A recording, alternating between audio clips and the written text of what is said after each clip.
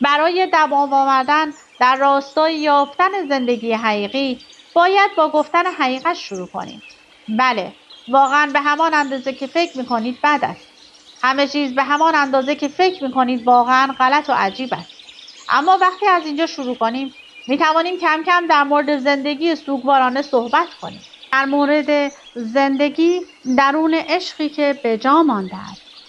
چگونه از این کتاب استفاده کنید؟ کتاب پیش رو به 4 قسمت تقسیم شده است. واقعیت فقدان. با سوگمان چه کنیم؟ دوستان و خانواده و مسیر رو به جلو. در حین مطالعه کتاب با گزیده‌ای از نوشته‌های دانشجویان دوره‌های سوگتان را بنویسید مواجه خواهید شد. گفته‌های آنها اغلب حتی بیشتر از گفته‌های من جنبه‌های چالش برانگیز و چندگانه سوگ زندگی را صادقانه و آشکارا نشان می‌دهد.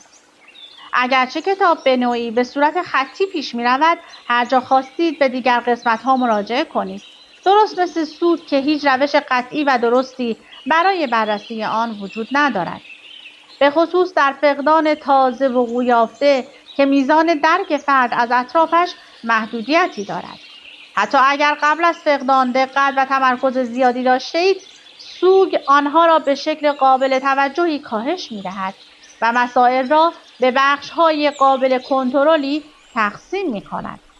در بخش دوم بیشتر درباره چگونگی تاثیرگذاری سوگ در مغز و بدن شما صحبت می‌کنیم. بخش اول کتاب در مورد فرهنگ سوگ است و اینکه چگونه به دردهایی مثل درد شما می‌پردازیم. این بخش در ریشه‌های تاریخی بیسوادی عاطفی و تفاوت‌های زیاد ما در مواجهه با واقعیت‌های درد می‌کاود.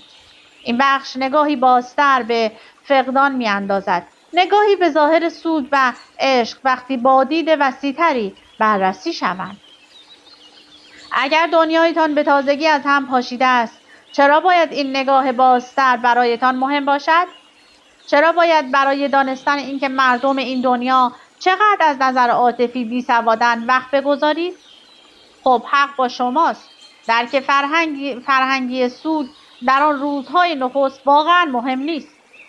مهم این است که بدانید فقط شما نیستید که حس می‌کنید. تمام جهان مایوستان کرده است. بحث در مورد نحوه برخورد با سوگ در این فرهنگ کمکتان می‌کند کمتر احساس تنهایی کنید. این بحث می‌تواند مهر تأییدی بر تفاوت مسخره بین واقعیت شما با واقعیتی که دیگران شما را مجبور به قبول آن می‌کنند